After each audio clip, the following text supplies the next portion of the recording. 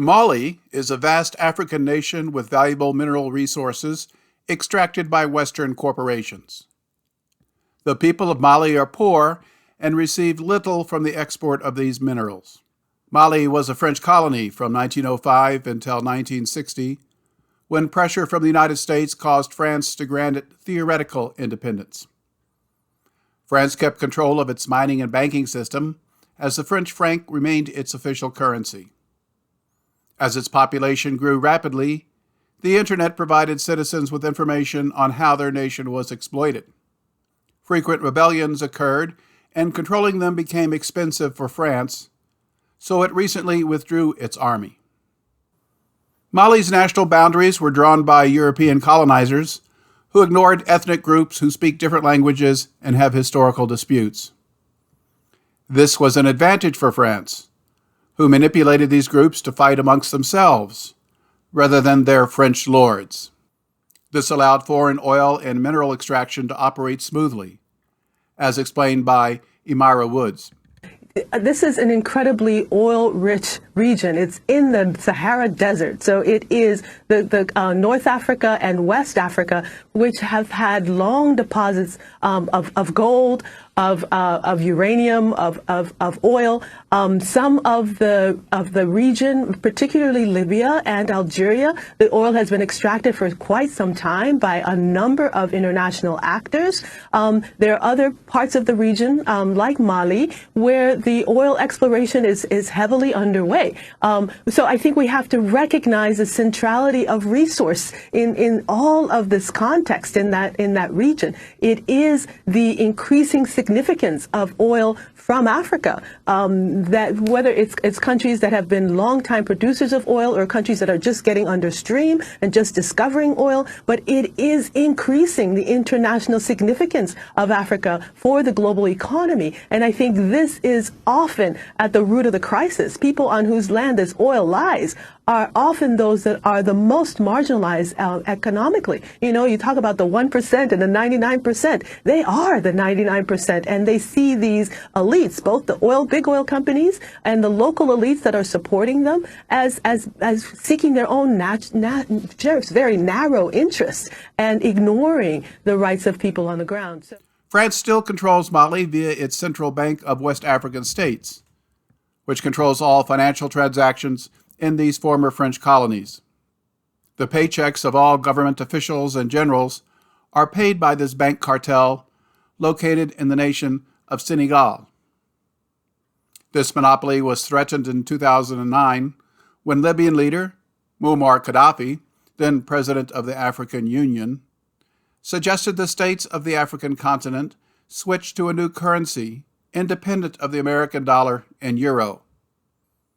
This gold dinar would be backed by the 143 tons of gold that Libya had accumulated from its oil wealth. The objective of this new currency was to keep oil and mineral revenues in Africa. Countries such as Nigeria, Tunisia, Egypt, and Angola were ready to change their currencies. A universal African currency was an African dream, but a nightmare for the Western financial system. As a result, France supported the American neocon idea of destroying Libya. This plot was uncovered, and the 3,000 leaked Hillary Clinton emails that details NATO's plot to overthrow the Libyan government in 2011. The American empire had wanted to oust Muammar Gaddafi for decades.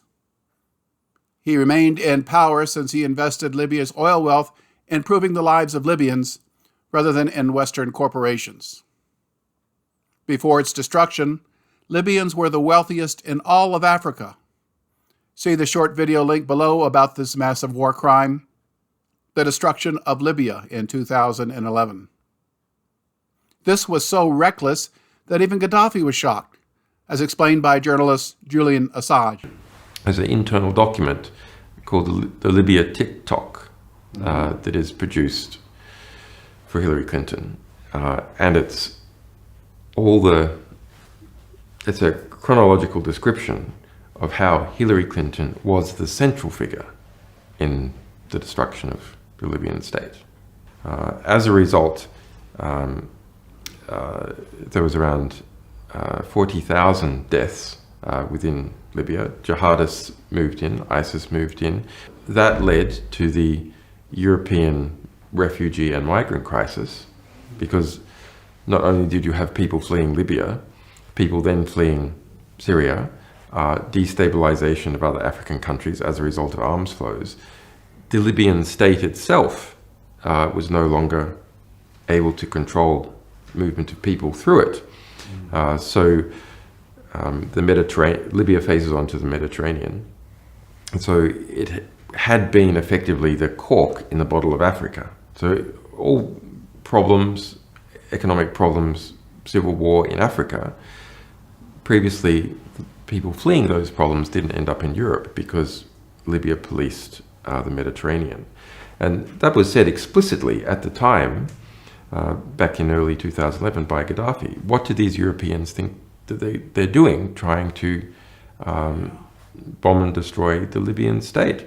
There's going to be floods of migrants out of Africa and jihadists into Europe. And the resulting chaos in Libya spilled across its borders as refugees fled to nearby nations, while millions of African immigrants attempted to cross Mali to reach Libya, then Europe.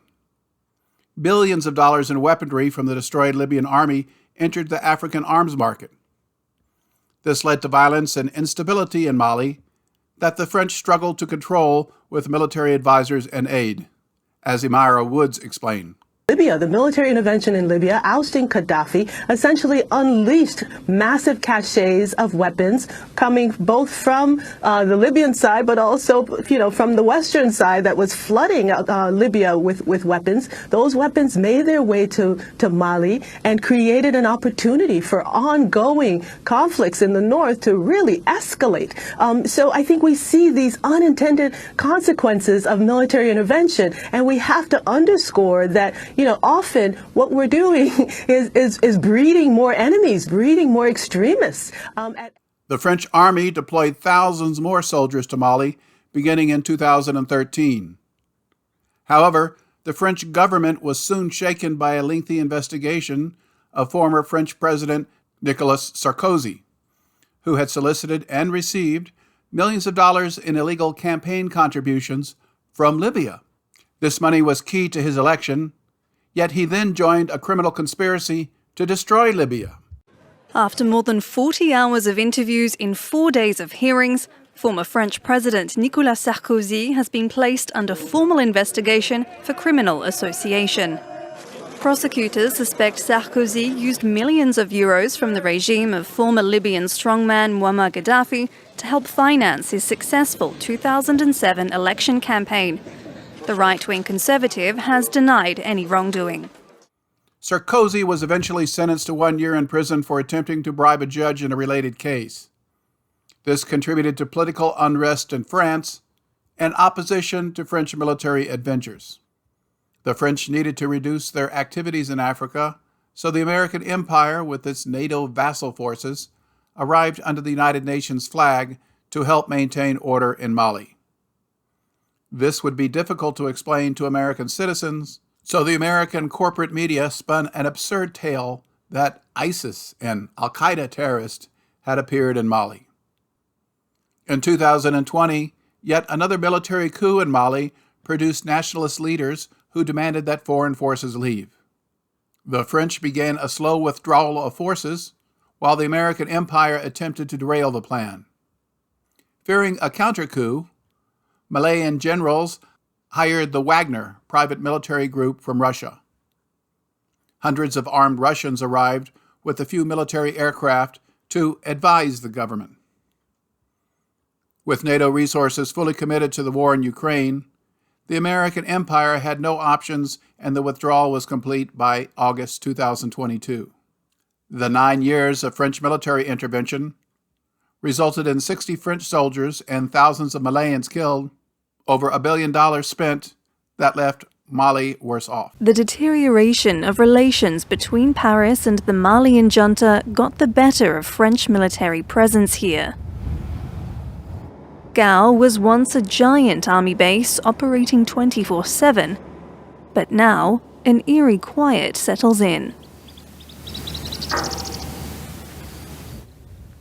With the departure of the very last logistical convoy of 150 vehicles, the only ones left at the camp are the elite units, who take off in the utmost secrecy. Just yesterday, a delegation from the Malian army came to take stock of the base, so they're preparing to take over.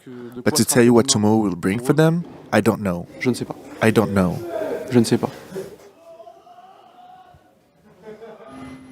A few hours later, a group of combat helicopters sees that the last soldiers of the Barkhane operation from Gao leave safely. After 9 years of involvement and support to local troops, not one French soldier is left in Mali. The loss of Mali was a defeat for the American empire, so was ignored by the American media. American combat forces often visit Mali for training in case they are needed.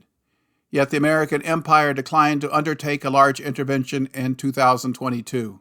The empire has its sights set on the great prize of Ukraine and eventually Russia. Reclaiming control of Mali would require thousands of NATO troops to defeat the army of Mali, who would scatter into their own insurgent groups. This would require a logistical effort equal to that of the war in Afghanistan. NATO logistical resources are overstressed, supporting the war in Ukraine.